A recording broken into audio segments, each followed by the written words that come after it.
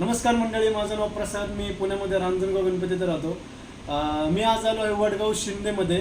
वडगाव शिंदेमध्ये येण्याचं कारण एकच आहे की ह्या मॅडमला मी अमृत ज्यूस दिलं होतं. ते कशासाठी दिलं होतं आणि त्यांना आधी अमृत ज्यूस घेण्याच्या आधी काय त्रास होते आणि अमृत ज्यूस घेतल्यानंतर त्यांना काय वाटतंय, आता हेच ते सांगते. येस मॅडम, तुमचं नाव सांगा, गाव सांगा. लक्ष्मी राजाराम वनवळे.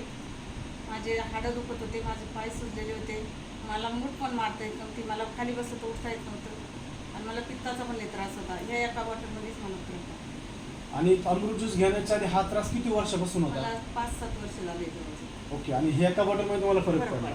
येस.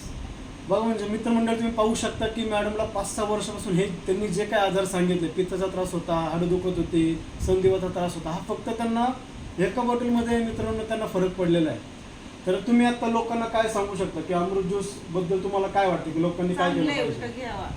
लोकांनी घेतलं पाहिजे, हा मॅडमचा संदेश आहे.